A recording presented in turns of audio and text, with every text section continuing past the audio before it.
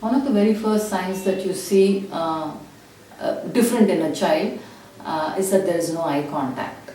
And then when you call them, they don't respond. They keep playing with themselves. They're more involved in their own world than with other children. And then another important factor that you can see is the motor milestones. They'll be delayed. And then there is a lack of speech. The speech is delayed. Or even if it is there, probably they echo what you're saying. And the usual babbling and all that is not there. They don't sleep well.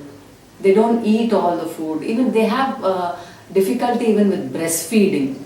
They're not able to suck. They have a lot of issues, minor issues with health also. For children with autism, the ideal thing would be to put them in a mainstream school.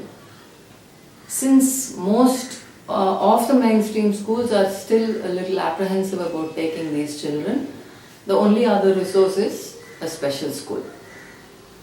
In a special school, there are lots of activities that these children can do, not just academics, but if you look at their overall development, you can do yoga, you can do occupational therapy, you can do academics, of course. You can give them a lot of training in sports because they're very good with their bodies.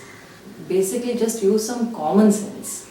Like if you know that your child is hyperactive and he's running up and down or something, what you need to do is think of ways that will calm him. Like say, take him for a long walk, make him jog, take him for swimming.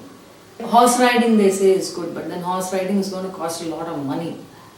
We as parents, because we are giving so many therapies, we may not be equipped to go on spending. So instead we should do things like we have a beach, take them for a walk, make them run in the beach. Make them do chores at home. Even those will calm their sensory issues. Occupational therapy is usually given for 40 minutes.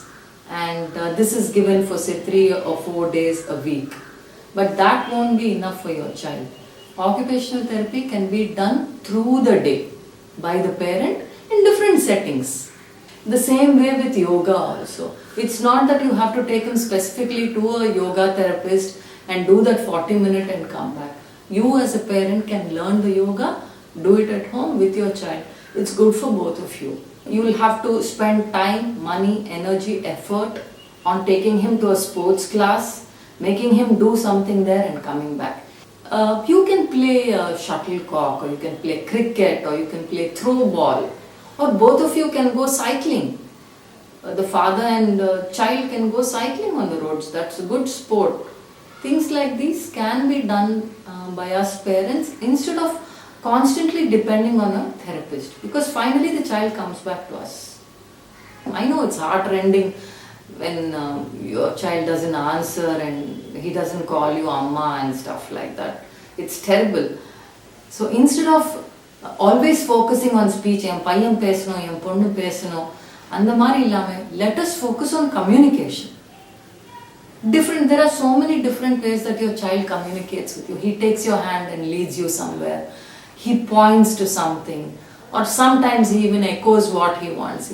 Instead of all that, we can have AAC. AAC is alternative and augmentative communication, which is you can either use a letter chart like A, B, C, D, or you can use a picture chart if it's a small child. Or these days you're getting a lot of things like Avaz, which is a touch screen tablet.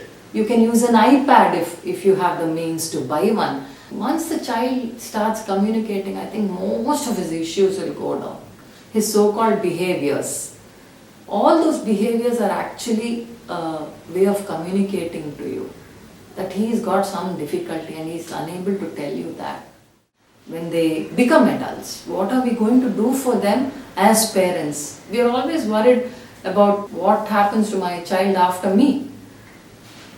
I think we as parents, we should form a solid parent support group.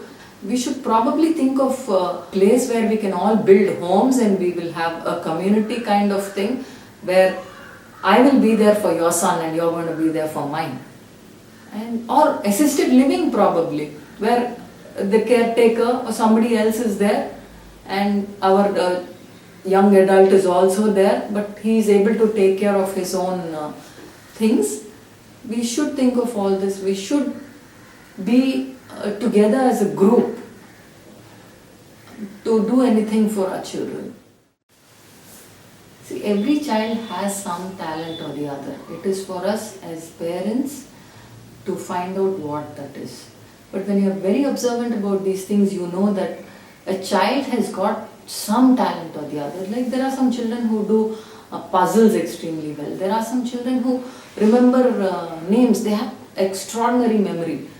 Anything, some number you say, they'll easily add it up. They're very good at math. They're very good at music. Suddenly they'll start singing something.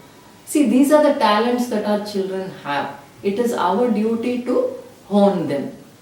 But the thing is, don't just focus on these skills or these talents alone. As long as you're honing these skills, see that the rest of the child is also developing. See that his social skills are okay, that his activities of daily living are okay, that his sleep is okay, that his diet is okay. Think of all that while you're honing these special skills.